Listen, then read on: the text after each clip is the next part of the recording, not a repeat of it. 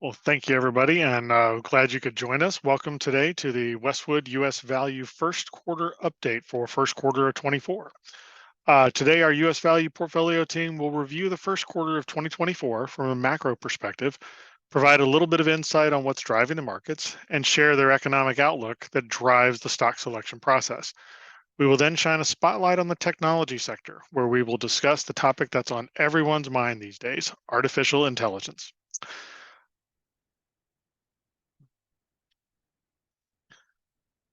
I am Harry Breda. I am Senior Product Manager here covering the US value strategies as well as some of our other investment approaches. Joining me today is Matt Lockridge, head of the US value team and portfolio manager on our large cap and small cap strategies. In addition, Matt covers research for the consumer staples and consumer discretionary sectors. Also on the call today is Jordan Latimer, our analyst covering the technology sector. Jordan rejoined us last year as the rebound employee. He thought so much about Westwood, he came back to us after several years away. Jordan covers the technology sector up and down the capitalization stack, including industries like semiconductors, software, as well as hardware manufacturers.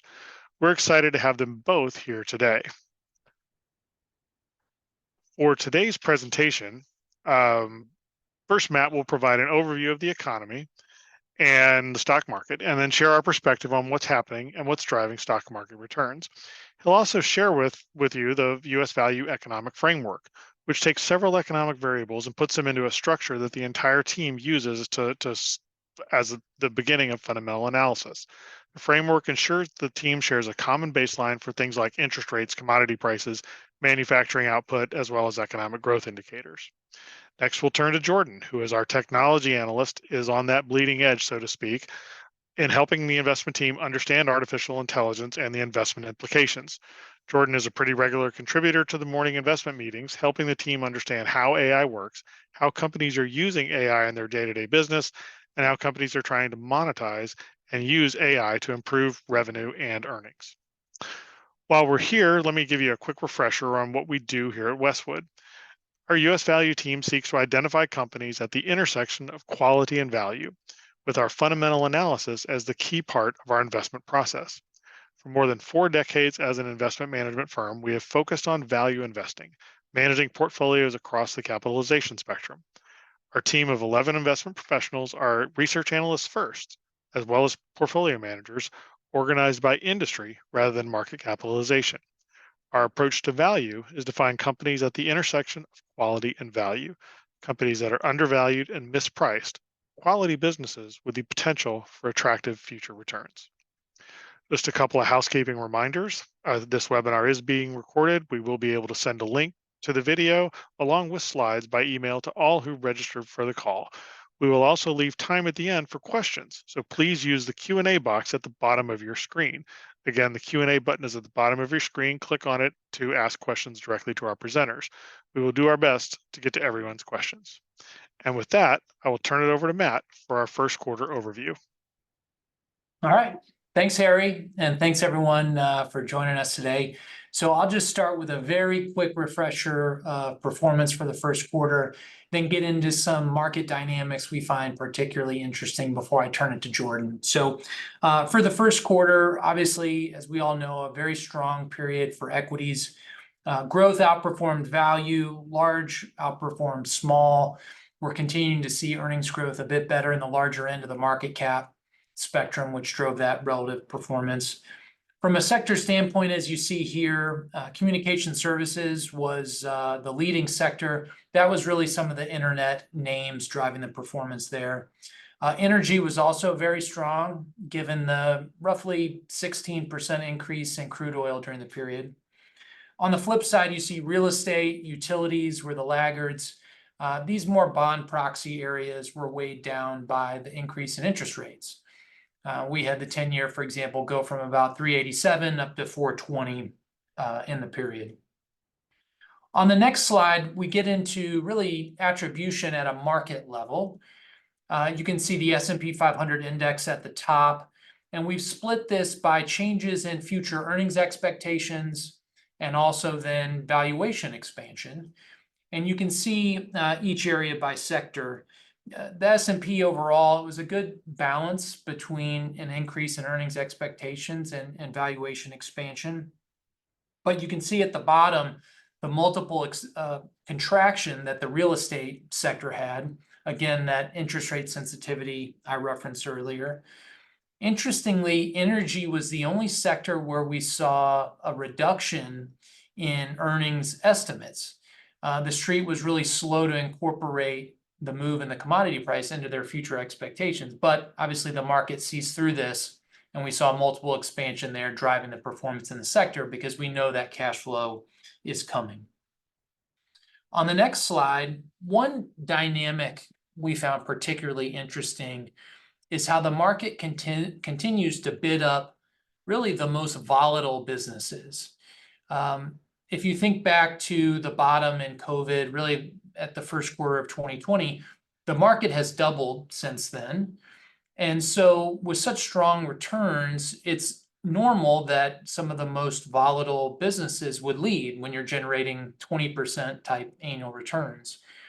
But on this chart, what we're doing here is looking on a sector neutral basis. We're looking at the highest beta securities, the valuation of those businesses relative to the lowest beta securities. And what you'll see is really the relative valuation premium for the most volatile businesses is as high as it's been in a decade. And in fact, the market is paying a premium for those most volatile businesses. So we're mindful of that. Should we enter a more difficult period for equity markets, there could be downside here because of that premium that's being placed on the most volatile businesses. On the next slide, we have some economic data that we find particularly interesting. We've talked before on these webcasts about the ISM manufacturing PMI. That's an indicator that we pay a particular close attention to because it's one of the best leading indicators of future corporate profit growth. And one thing we saw in the quarter is this index flipped back positive over 50 on the reading, which indicates expansion in the manufacturing world. This had been in contraction really since late 2022. So a very positive sign. If you look at the bottom left, we have the correlation of the small cap asset class to the ISM. It's basically near all-time highs. And the bottom right chart is the relative performance of small cap versus large cap and how that correlates to the ISM. Point being, if we continue to see improvement in the manufacturing sectors, this should bode well for the small and even mid-cap asset classes. So a reason to be optimistic there. On the next slide, we've got the same chart at the top, the ISM. On the bottom now, we've charted the correlation between two components of that index. We've pulled out new orders and we've pulled out prices paid. And the reason we're showing this is that obviously inflation prices is very important to the market today. And this chart shows that the correlation between new orders and prices paid is really as high as it's ever been. So this improvement in the manufacturing sector is coming with higher prices, which very well could continue to give the market some heartburn. On the next slide, kind of thinking about higher prices, we've got interest rates. And the expectation, what was priced into the market to start the year on the left, basically 6 interest rate cuts were expected. At the end of the first quarter, the market only expected 3 cuts in Fed funds rate. And as we stand here today, really it's closer to 1 cut. So as we're continuing to see higher prices, this higher for longer world, the expectation of interest rate cuts is coming down. On the next slide, slide 11, we talk a lot about the slowdown in inflation or disinflation. And while it has come down from peaks, we are still inflating. And this chart shows the aggregate price moves in a number of items since the bottom in COVID. And you'll notice a lot of these items are not discretionary spend items. These are everyday must buy. And so we're mindful of the continued pressure that this is placing on the consumer, just because, these prices are not going down. It is continued pressure on consumer spending. And from the Fed standpoint, they're thinking they really need to get inflation back down to give hourly earnings a chance to catch up and replace that purchasing power over time. On slide 12, just really wrapping up the macro discussion, we have our US value economic framework. As Harry was mentioning earlier, we use this to level set all of us as fundamental analysts to ensure that we're thinking about the macro environment really in the same way. So this is our best assessment of how key macro variables will play out over the next couple years. You'll notice we've got these in 4 quadrants, which represent the 4 internal research groups within our US value team. These are the metrics those analysts find important as they're analyzing their companies. At a high level, the rate of progress on inflation has moderated. So our estimates of interest rates reflect, again, this higher for longer environment. We're mindful of the consumer pressure, as I mentioned earlier. From an exposure standpoint, we're really trying to, within portfolios, identify those consumer businesses where we're not purely relying on macroeconomic growth to drive returns. We want businesses that are clearly taking market share or have company-specific drivers for earnings, perhaps a cost takeout or new product launches. And lastly, it's really not just about monetary policy in today's world. Fiscal policy, fiscal stimulus is really driving several important areas. We continue to see evidence of fiscal stimulus supporting certain areas of industrials and materials that are helping them really weather any cyclical slowdown and benefit from longer secular trends. So that's our view of the macro at a high level, and now I'll pass it to my colleague Jordan for the discussion on technology. Thanks, Matt. As Harry mentioned, my name is Jordan Latimer. I'm a member of the US Value team, and I cover the technology sector. Over the last 2 years, we've seen new product releases, including ChatGPT, Midjourney, Microsoft Copilot, and several others. As a result, generative AI has become a household term, and the technology has propelled a new set of possibilities into public awareness. There is significant capital investment underway to build the data infrastructure to train and use generative AI tools, and we're in the early days of exploring and monetizing the potential use cases for enterprises, small businesses, and consumers. Generative AI marks a new technology cycle and represents a step forward in potential for automation, language comprehension, and highly personalized technology services.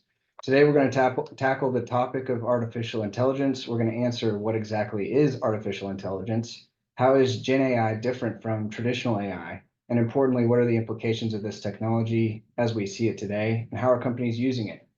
We'll start by defining briefly the fields of AI and generative AI from a high level, and then we'll unpack some of the emerging trends and use cases as they relate to the long-term opportunities in the future. So on this first slide here, let's first define AI and generative AI. Broadly speaking, AI refers to any technology that emulates human intelligence to perform tasks. The field of AI has been around for decades, and the term artificial intelligence dates back to 1956 when MIT computer scientist John McCarthy used the phrase in a speech at Dartmouth. One famous example of AI took place in 1997 when IBM's supercomputer Deep Blue beat the world champion in chess. Today, AI includes several branches of modern systems technology, including computer vision, which allows systems to interpret digital images, videos, and other inputs. Think Face ID on your iPhone or searching photos on your phone based on who or what is in the photo. It also includes natural language processing, which are systems that process and understand human language. Examples of this is Amazon Alexa and Siri, which can understand your voice commands, but traditionally in a more limited fashion. And then there's machine learning. Machine learning systems rely on predictive algorithms and are used commonly in data analytics. Examples here include Google search, self-driving cars. So generative AI is built on a type of machine learning, but it really represents an entirely new field of AI. So what is the distinction between machine learning and generative AI? Rather than making predictions or decisions based on patterns and data, generative AI is capable of generating new content that resembles the data it was trained on, and it can do so across modalities, whether it's music, images, text, and/or video. In order to do this, Gen AI relies on large language models. LLMs are able to organize huge amounts of data through a process called training. Training establishes billions or even trillions of parameters based on the underlying data. And once trained, the model can then generate content based on those parameters through prompts in a process called inference. Generative content has significant applications. You can see obvious ramifications of this if you've used text-to-image generators or text-to-video generators like Midjourney or OpenAI's Sora. And then the text-based language models are able to create summaries, sales proposals, draft emails. They can write letters of recommendation. And of course, as students quickly figured out, they can write essays and do homework problems. In addition to having the ability to generate new content, like the content it was trained on, LLMs also have significant applications in other important areas. The first of which is natural language processing. LLMs, if you've used one, you've noticed have an uncanny ability to understand language and problem solve. So this is opening up new ways of interacting with technology. Rather than typing, LLMs can have a thorough understanding of language. And they can also understand the nuance in the language, including a user's context or intent. In fact, by prompting the LLM with more context, the generative AI results will typically improve. And they also offer applications in unstructured data. Unstructured data is any data collected that does not have predefined properties and is generally not organized. Companies have troves of unstructured data, but it's typically been difficult and costly to analyze it. So LLMs are providing an efficient tool for gaining valuable insight from unstructured data. Turning to the next slide. We're going to take a moment here to go a little bit deeper on the details of language models because it has important implications. LLMs are a relatively new technology, but there's a clear trend emerging within LLM development. Specifically, LLMs are getting both larger and smaller at the same time. So what do I mean? First, why are they getting larger? In short, the answer is due to scaling laws. As I mentioned, LLMs establish billions or even trillions of parameters, and the scaling laws basically show that by increasing the number of parameters in a model, the performance of the model will also increase. And you can see this trend in the history of OpenAI's ChatGPT models. GPT-1 had 117 million parameters. GPT-2 had 1.5 billion. 3 had 175 billion. 4 had 1.8 trillion. GPT-5 or other models in the future may have as many as 27 trillion parameters. As the models scale, they're pushing the limits of modern computing power well beyond what we've seen in the past. And as a point of reference, the capacity of the human brain is estimated to have about 700 trillion parameters through its neuron and synapse structure. So scaling laws are increasingly expected to drive models toward artificial general intelligence, or AGI, which means they could potentially infer better than humans and have the ability to self-teach. But why are LLMs getting smaller? A notable property of LLMs is that they can be distilled into small language models, or SLMs. In other words, once you've trained an LLM, it can be reduced in size through statistical techniques while retaining many of the properties that make it so powerful, including its language and reasoning skills. As a result, SLMs can retain much of the performance, but operate at a significantly lower computing power. For example, Phi-2, which was an SLM created by Microsoft, as compared to Llama 2, Phi-2 retains 94% of the performance with 96 fewer parameters.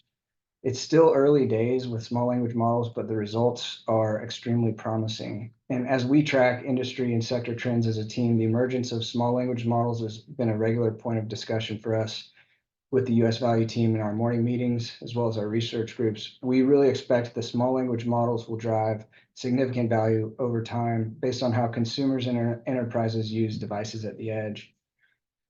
One of the implications of small language models is that by being able to reduce the size of the models, they can run on devices like smartphones, PCs, vehicles, virtual reality devices, and robots, rather than just in the data center.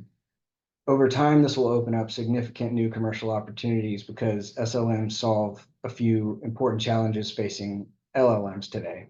First, they solve for hardware compatibility. Unlike LLMs, SLMs can be run on the existing hardware, so you don't need the specialized GPUs.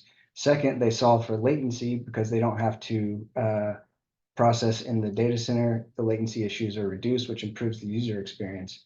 And third, and probably most important, they solve for privacy concerns, because one of the key concerns for enterprises and consumers is sharing data with an LLM.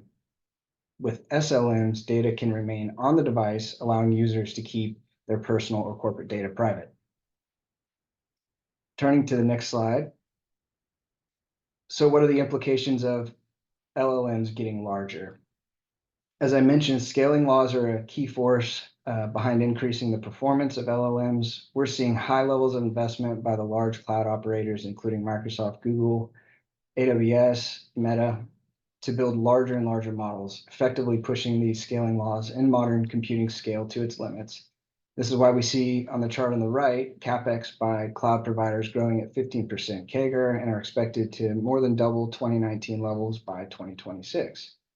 One of the objectives here is to build larger clusters of GPUs for training. For example, in 2022, Broadcom supplied a cluster of about 4,000 GPUs. In 23, the largest cluster was about 10,000. And then in 2024, the largest cluster will be about 30,000 GPUs.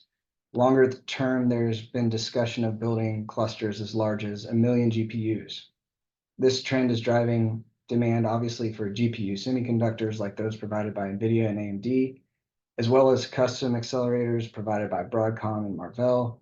In turn, it's also driving demand for other hardware, high bandwidth memory, chip packaging technology, networking bandwidth, and storage capacity. The list goes on. And then there's power demand implications. The hardware to support generative AI consumes a lot of power. To put it in context, the IEA said that a single request to ChatGPT requires 2.9 watt hours of electricity on average, which is the equivalent of running a 60-watt light bulb for almost 3 minutes, and it's about 10 times as much as the average Google search. So the 30,000 GPU cluster consumes more power than most traditional data centers can supply today. So the infrastructure is increasingly requiring more power in new data centers, which is notable in and of itself. For more than a decade, US power demand has been about flat, increasing just 3% between 2010 and 2023. But now, along with vehicle electrification and traditional data center growth, AI data centers are supporting a rising outlook for power demand in the US, with data center demand driving as much as 20 to 30% of all net new demand between now and 2030. Turning to the next slide. Now we'll shift gears a little bit and talk about the long-term opportunity created by generative AI. We're going to come at this from a high level and see how enterprises are using it today through some real use case examples. First, the opportunity is significant. McKinsey estimated that Gen AI could add between 2.6 and 4.4 trillion to the economy. This represents an opportunity to boost GDP by 10 to 20%, and that also marks a 15 to 40% increase to the overall economic potential of AI.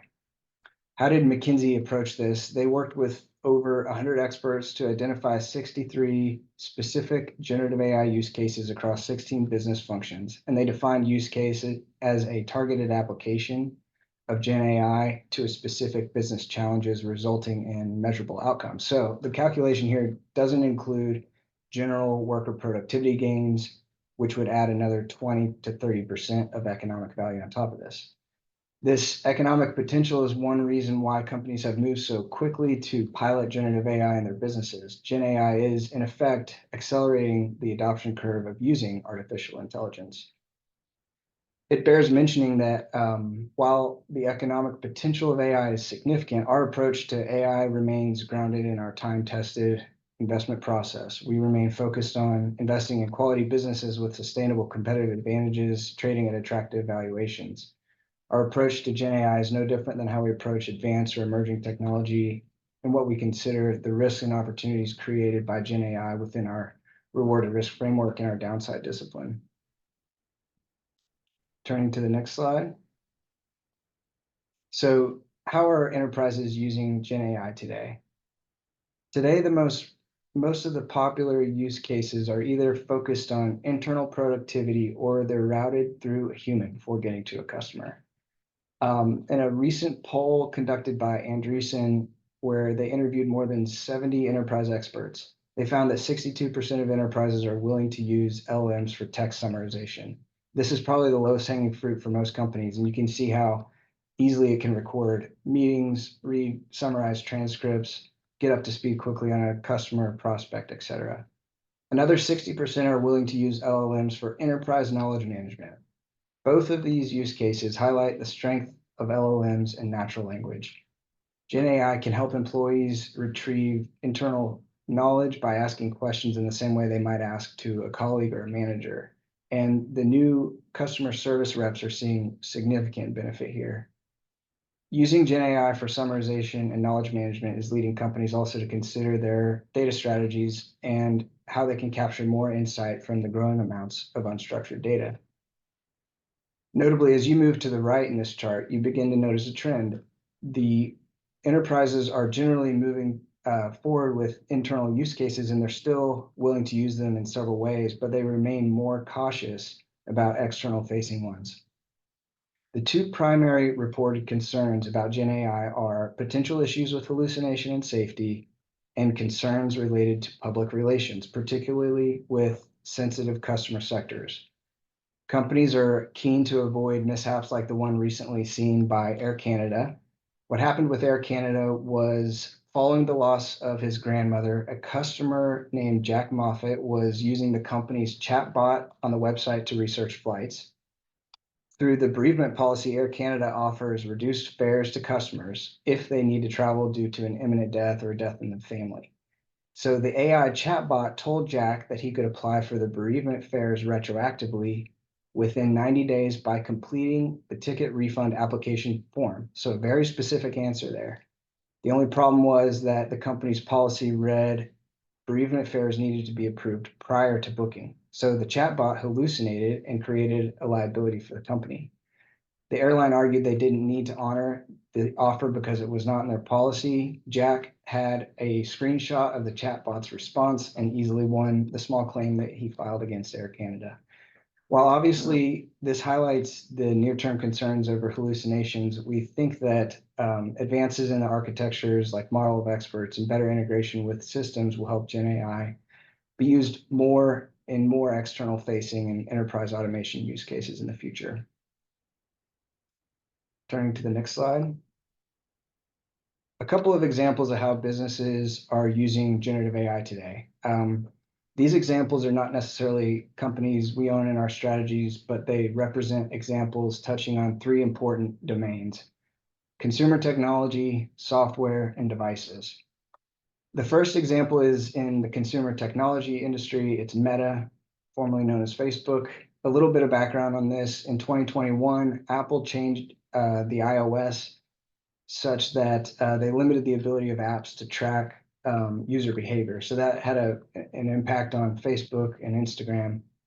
In 2022, Meta announced that it would be a $10 billion impact, and they pivoted the strategy to leverage more first-party data, meaning the data generated on the platform. Meta made some substantial investments in AI computing that helped them to deliver more personalized ads, but using less data in aggregate.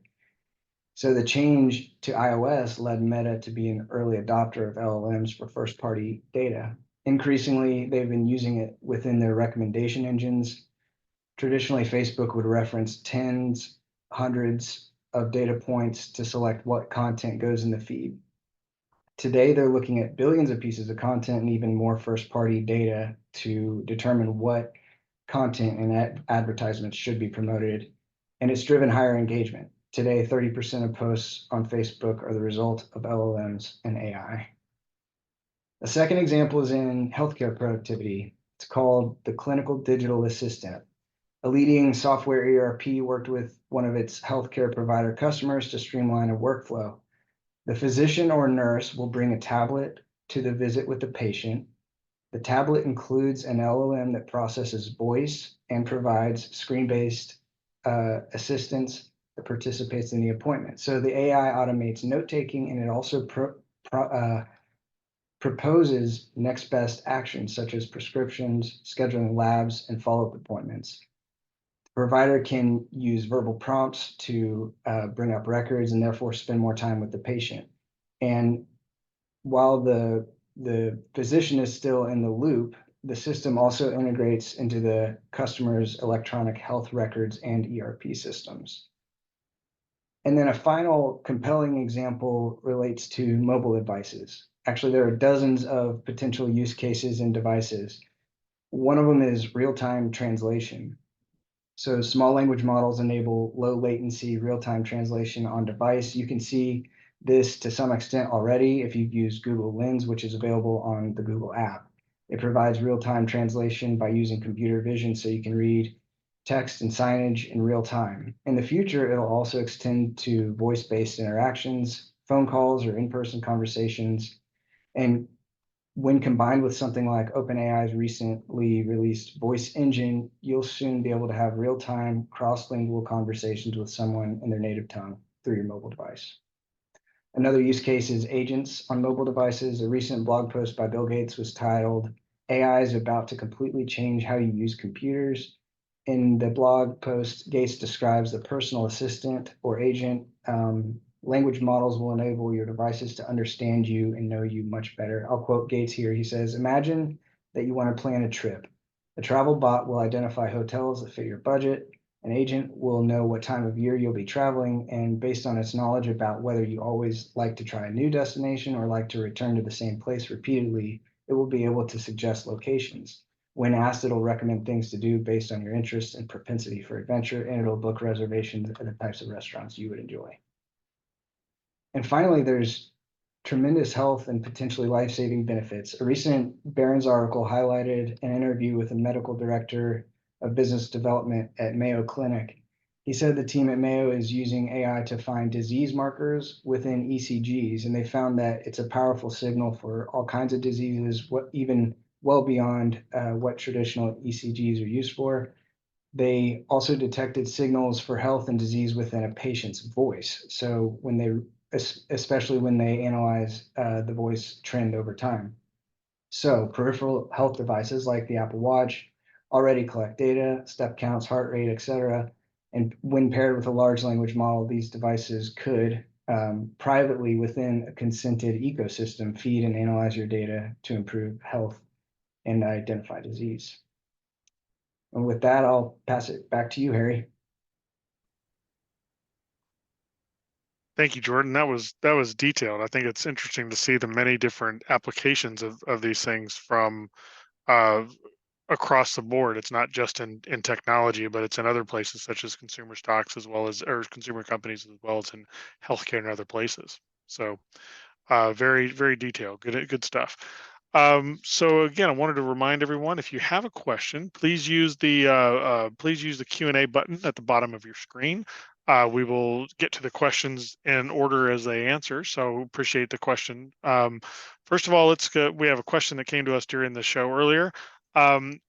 This is for either you or Matt, either one of you guys.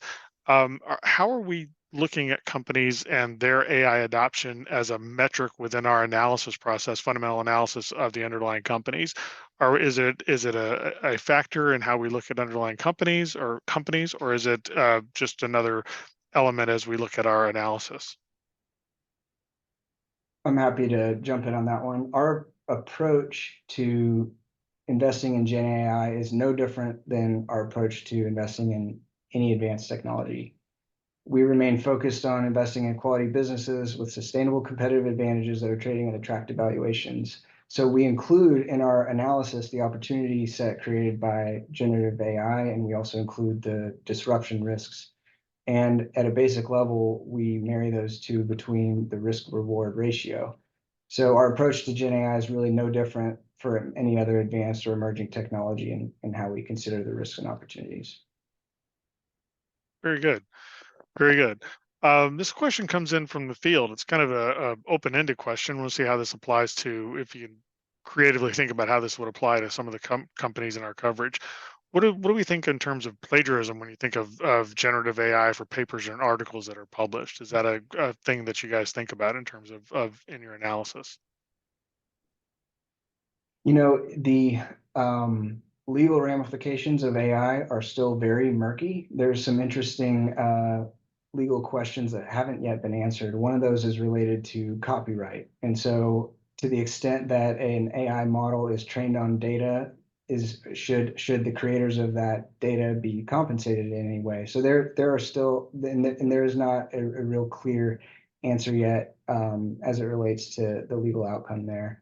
It isn't something that to the extent open source models are in the public domain. It's not something that that is really core to any of our investment thesis at this point. But it is a question that will need to be answered over time for the space. A good answer. Thanks for getting to that. So this one probably is more in Matt's wheelhouse, but we'll pitch it up to both of you. We've been hearing that there's an opportunity for small cap stocks to rebound. They seem to have a little bit of a bump in December and January, but it seems that they trailed for most of the rest of the first quarter. When do you think would be an opportunity for that small cap renaissance that we've been hearing so much about? Sure. Well, I think the next time that market sentiment shifts back towards lower interest rates, you're likely to see a period of relative outperformance of smaller cap companies. Now, it's hard to say how long that will last, but I think to see a durable period of small cap outperformance, we'll need to see a broadening of corporate profit growth. The market has been fairly narrow over the last couple of years, and what's truly been driving the underlying earnings of the benchmarks of the indices. And so, to us, you're likely going to need to see broader contributions from other companies, broader earnings growth across all market cap sizes to start to see a more durable period of small cap outperformance. That's a good way to think about it. The markets have been very narrow for most of 2023. They seem to broaden out a little bit earlier in this year, but we still haven't seen it trickle down to the rest of the market. There's still a lot of the Magnificent Seven talk. Right. Okay. One more question we have from the field. This is probably for Jordan. Are there any other stories in technology outside of AI? It seems that AI is sucking up most of the oxygen in the room. Is there anything interesting in technology that you'd like to share that isn't driven by AI? It's a great question. We find a lot of interesting ideas from a fundamental bottom-up perspective. I think another theme that's interesting is coming off of the 2021 peak multiples within the technology sector. A lot of software companies have taken a different approach to capital allocation and margins, and so you've seen actually an inversion at the peak of the cycle. Software companies that were free cash flow negative actually traded at a higher revenue multiple than companies that were free cash flow positive. And since that time, that trend has now inversed. And so there's actually more incentive to focus on margins, and the quality of those businesses with high amounts of recurring revenue, really stable existing customer bases are an area where we see a lot of opportunity, and often they come with a margin component as well. Interesting. It seems kind of counterintuitive that companies that are free cash flow negative would be performing better than those that are positive, right? Indeed, yeah, it's a reflection of the environment that we're in and where interest rates are. So the higher cost of capital is putting a premium on companies that can generate cash flow. Okay. Well, I'm looking in our Q&A queue and I don't see any additional questions. So with that, why don't we go ahead and flip the switch to our disclosure slide and thank everyone for attending the call today. Again, wanted to remind you, thank you to Matt and to Jordan for attending the call and for your comments, and thanks to everyone for joining us. Just a quick reminder that we will be sending a link to the recorded presentation and the slides in the next week or so, so please be on the lookout for that. Also, be sure to take a few seconds to review the disclosure that is on the screen right now. Our legal team spent a lot of time writing this, so let's please take a moment to look at it. Thank you again for your time today, and we look forward to seeing you next quarter.